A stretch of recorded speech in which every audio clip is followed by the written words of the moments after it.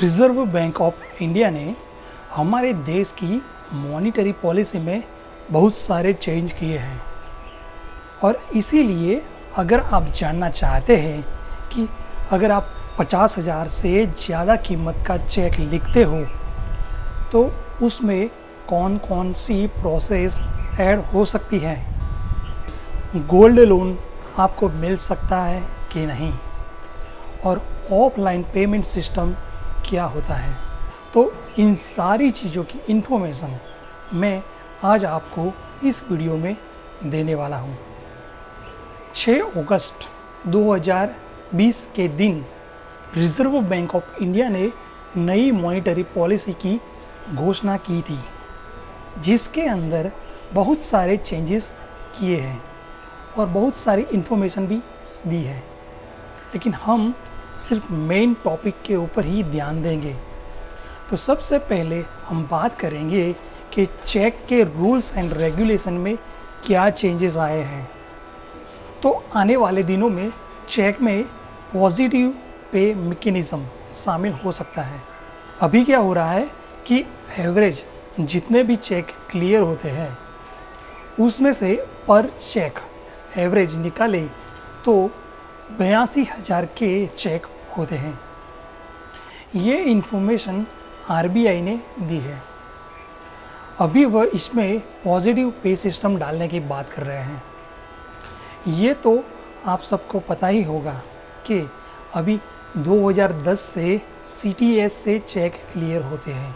CTS मतलब cheque truncation system. उसमें आपके साथ कई बार फ्रॉड भी होता है।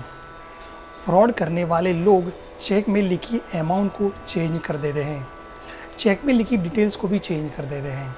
अब ऐसा ना हो इसलिए ये पॉजिटिव पे सिस्टम लाई गई है, जिसमें चेक के साथ कोई टेम्परिंग नहीं हो सकता और बेसिकली कस्टमर की सिक्योरिटी बढ़ जाएगी। अब ये पॉजिटिव पे सिस्टम क्या है? अब मान लो आप किसी को चेक लिखते हो और उसकी अमाउंट 50,000 या उससे ज़्यादा होगी तो आपको पॉजिटिव पे सिस्टम का यूज़ करना पड़ेगा। उसमें आपको चेक का एक फ़ोटो बैंक की वेबसाइट के ऊपर या बैंक की एप्लीकेशन के ऊपर अपलोड करना पड़ेगा। आप इसको अपलोड कर दोगे तो जब भी आप अपना चेक किसी दूसरे को दोगे तो वह इस चेक को बैंक में भर देगा। बैंक वाले उसको सीटीएस के माध्यम से क्लियरिंग में जिस बैंक से ये चेक आ रहा है उसको वेरीफाई करेंगे। 50,000 से ज़्यादा अमाउंट है, हाँ, तो इसको वेरीफाई करके इसके पॉजिटिव पे के साथ इस चेक को आपके अपलोड किए हुए फ़ोटो के साथ मैच करेंगे और वेरीफाई करेंगे। अगर यह दोनों चेक एक जैसे होंगे तो ही इसको पास करेंगे, नहीं तो इस चेक को डिसऑर्डर कर देंगे। इसका मतलब क्या हुआ कि आपने चेक देने के टाइम पर इसकी फ़ोटो खींची थी तो सिस्टम में भी वैसी ही अमाउंट होनी चाहिए, वैसी ही डेट होनी चाहिए। चेक के साथ कोई भी करेक्शन नहीं होना चाहिए।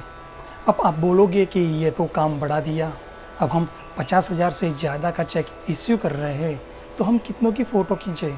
तो इसके लिए भी आरबीआई ने इन्फॉर्मेशन दी है कि अभी हमारे देश में जितने भी चेक के ट्रांजैक्शन हो रहे हैं उसमें से 20% लोगों को ही इसकी इफ़ेक्ट होगी।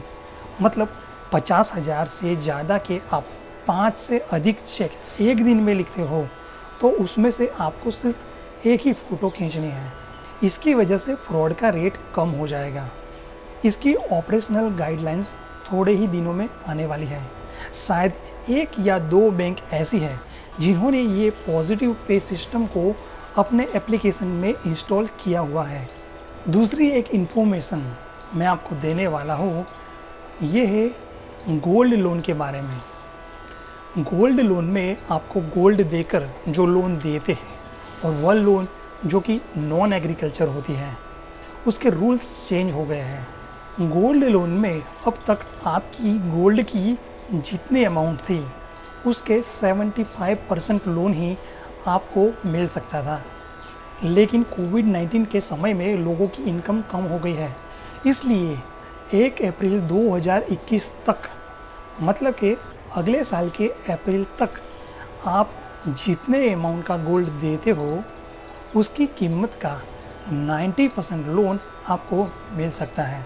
और उसमें भी अभी गोल्ड का रेट इतना ज़्यादा है तो आपके गोल्ड की आपको बहुत अच्छी अमाउंट मिल सकती है। तो जिन लोगों को अभी पैसों की तकलीफ़ है उन लोगों की तकलीफ़ दूर हो जाएगी। 1 अप्रैल 2021 के बाद रेट 90% से फिर 75% हो जाएगा। ऐसी इन्फॉर्मेशन आरबीआई ने दी है। तीसरे इन्फॉर्मेशन ऑफलाइन पेमेंट के बारे में है। डिजिटल पेमेंट इंडिया में शुरू हुआ है, उसकी स्पीड बहुत जल्दी बढ़ गई है, लेकिन अभी बहुत सारे गांव ऐसे हैं जहां पर डिजिटल पेमेंट नहीं है। इसके कई सारे रीज़न हैं। अब उन लोगों के लिए ऑफलाइन पेमेंट की बात की गई है, जिसमें आप अपने मोबाइल से, ऑनलाइन वॉलेट से या फिर अपने कार्ड से पेमेंट कर सकते हैं। ऑफलाइन पेमेंट के बहुत सारे रूल्स हैं। इसकी ओरिजिनल जानकारी हमें कुछ टाइम के बाद ही पता चलेगी कि कैसे करना है। अभी सिर्फ बताया गया है कि अगर कार्ड से कोई पेमेंट करता है तो एक पिन आता है, अगर हम उस पिन को एंटर करते हैं तो ही पैसे कटते हैं। इसको एडिशनल फैक्टर ऑफ ऑथेंटिकेशन, मतलब कि AFA कहा जाता है। ऑफलाइन पेमेंट बिना AFA भी हो सकता है, लेकिन उसकी भी एक अपर लिमिट है। कुछ लोग फ्रॉड कर जाते हैं, इसलिए इसकी अपर लिमिट पर ट्रांजैक्शन 200 रुपये दी गई है। मतलब कि 200 रुपये का पेमेंट बिना AFA के ऑफलाइन पेमेंट कर सकते हैं। और टोटल लिमिट 2000 रुपये है, मतलब कि कुल मिलाकर 2000 रुपये का ट्रांजैक्शन हो सकता है। जिसकी वजह से कोई फ्रॉड करे तो 2000 रुपये तक पैसे का नुकसान हो सकता है, उससे ज़्यादा का नुकसान नहीं होगा। लेकिन इसमें भी एक और फीचर दिया गया है। अगर कोई 200 रुपये के लिए भी AFA फीचर रखना चाहता है तो वो भी हो सकता है। जितने भी सर्विस प्रोवाइडर है उन लोगों को रियल टाइम नोटिफिकेशन भेजना होगा। ऑफलाइन पेमेंट हो तो भी नोटिफिकेशन तुरंत मिलना चाहिए कि आपके अकाउंट में से इतने पैसे कट गए हैं। लेकिन अभी तो सिर्फ ट्रायल है, सरकार पहले देखेगी, अगर बहुत ज़्यादा तकलीफ नहीं हो रही तो फिर इसको बढ़ाया जाएगा। सभी सर्विस प्रोवाइडर को कहा गया है कि अगर इसमें कोई भी प्रॉब्लम दिखाई देता है, जैसे ही कहा जाए तुरंत ही इसको बंद करना रहेगा। तो आज के लिए बस इतना ही। ऐसी और भी जानकारी के लिए देखते रहे हमारे चैनल। धन्यवाद।